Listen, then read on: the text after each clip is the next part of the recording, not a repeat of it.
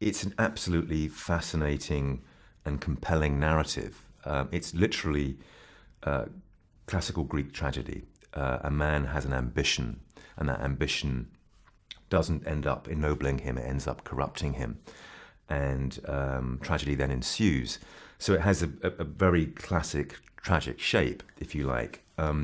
So I was then sent a screenplay. The screenplay was written by a very great writer called Scott Burns, who's American, and his perspective was very interesting. He took this very archetypal English story and viewed it, I think, from a very detached point of view, and there was able to kind of cut through some of the sort of baggage of the story and distill it into something really, really strong and compelling to read. So once I read Scott's screenplay, which had a very interesting perspective on the unraveling of a human mind, which is again part of this story, I was sort of won over by the script and really wanted to do the film.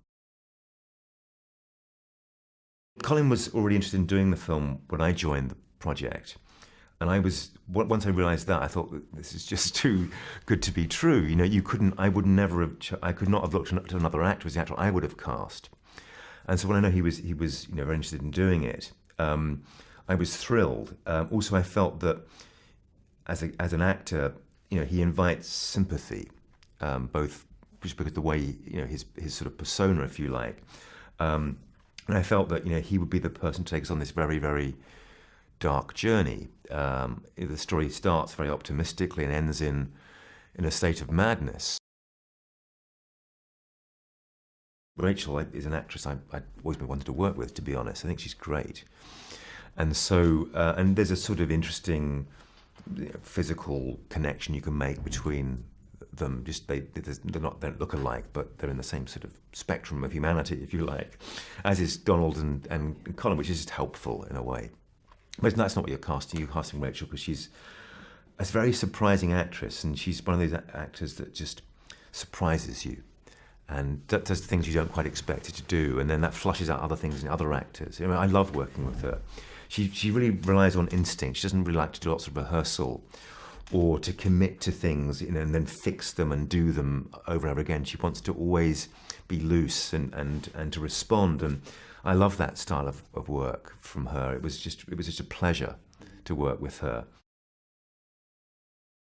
David Thewlis loved to improvise, and quite a lot of his stuff is improvised, in fact. He got that character down so well, Rodney Hallworth, that it was a joy to watch him riff, because he was the character. He'd show up on the set and he'd be in character, enjoying being in character, and he would then riff off of what Scott had written in a very beautiful way. We didn't think of ever doing it any other way, to be honest. I worked with Eric Gautier, the DP, and that was the first thing we were going to do. We were going to go out and do it for real, of course. And Colin was exactly of the same mind. We couldn't just, we had to go out and film at sea and experience this and enjoy the motion of the boat and shoot the motion of the boat and shoot a man on his own boat. That was the job. And so, and in a sense, that was quite a interesting way of filming, because you're on it's a small, it's more like a documentary, a little unit of people on that trimaran, not very many people, the bare minimum, and Colin, and it makes that collaboration with Colin so interesting when he's on. There's no other actors involved, it's just Colin and us, a small stripped down crew. Many people who remember the departure. It was a big event in a small town on the coast of Devon, and so there were lots of people who came up to us and remembered his departure, remembered being around when he was preparing the boat the week before he left. And we had lots of extras that we used in Teignmouth. Half the town showed up to help us with the film. And it was a very, it was one of those very nice situations. We felt very welcome there. People were happy to have us there. La vita merita di essere vissuta.